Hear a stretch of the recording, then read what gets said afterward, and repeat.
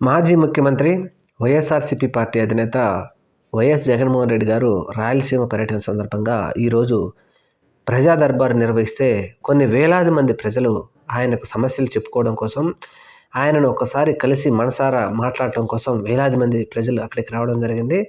ఈ అభిమానులు ప్రజలు రావడంతో ఒకసారి అక్కడ తీవ్ర ఉద్రిక్తత అయితే నెలకొన్నది. కొంచెం ఘర్షణ కూడా జరగడంతో ప్రజలు వీరిని పోలీసులు లాఠీచార్జ్ చేసి చెల్లాచెదరు చేశారు. అయితే ఈ ఘటనని ఆంధ్రప్రదేశ్ రాష్ట్రంలో ఉన్నటువంటి తెలుగు మీడియా మాత్రం విపరీతంగా జగన్మోహన్ రెడ్డి గారి మీద దాడి చేయడం కోసమనో, లేకపోతే ఆంధ్రప్రదేశ్లో జగన్మోహన్ రెడ్డి గారు చేసిన అప్పులను ఎందుకు చేశామని అడగడం కోసమో కొన్ని వేలాది మందిగా ప్రజలు వచ్చారని చెప్పేసి ఒక ప్రచారం అయితే మొదలుపెట్టింది.